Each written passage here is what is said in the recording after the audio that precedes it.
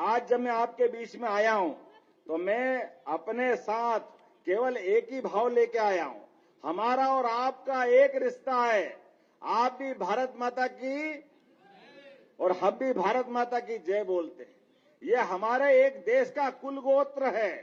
इस देश की आबादी तो भले 142 करोड़ से ज्यादा है, लेकिन देश की सेना तीनों तरह की मिला लो तो केवल 13.5 लाख है।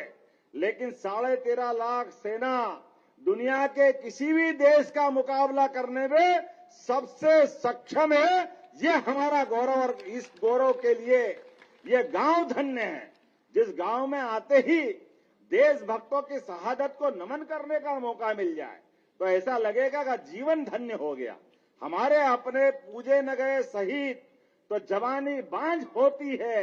ये हमारे श्री कृष्ण सरल ने वर्षों पहले लिखा है। हमारे अपने वीरता के लिए नमन करना देवी देवताओं से भी बढ़कर होता है। मुझे इस बात का आनंद है। आज इस अवसर पर जब मैं चुनाव की बात कर रहा हूं तो मुझे लगा कि अलगाववाद, आतंकवाद का तो खात्मा हुआ है।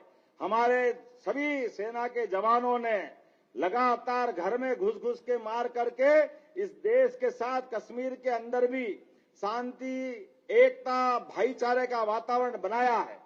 लेकिन अब आपकी तरफ से आप याद रखना, भूलना मत। आप सबको याद करो भगवान कृष्ण का वो काल जब भगवान कृष्ण ने अपने भाई अर्थात शिशुपाल के घटनाक्रम को याद करो। शिशुपाल उनकी बुआ जी का लड़का था और बुआ जी के लड़के के कारण से ये बुआ जी को मालूम पड़ गया कि कृष्ण के हाथों इसका वध होगा, इसकी हत्या होगी। तो बुआ ने कहा, कृष्ण ये तुम्हारा भाई है, इसको माफ कर दो।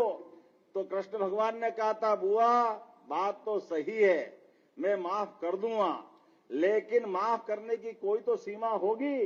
उन्होंने कहा, मैं इसको माफ करता हूं 100 बार तक, 1, 2, 3, 4, 100। लेकिन याद रखना, जैसे ही 101 हुई तो उसके बाद मुझसे मत कहना। ऐसे ही हमने बहुत दिन तक नेशनल कॉन्फ्रेंस, कांग्रेस, सबकी सरकारें बना के देख ली। अब इनकी 100 की गिनती पूरी हो गई। जैसे 1 तारीख आए आप अपनी उंगली ऊपर करना, जैसे भगवान कृष्ण ने अपनी उंगली बचा के चली थी। जैसे ही 100 पूरा हुआ तुरंत सुदर्शन चक्र धारण किया और कहा कि सुदर्शन चक्र अपना काम करो। वो घूमता हुआ गया, ध्यान से शिशुपाल नीचे। आप 1 तारीख के दिन अपनी उंगली निकाल लेना।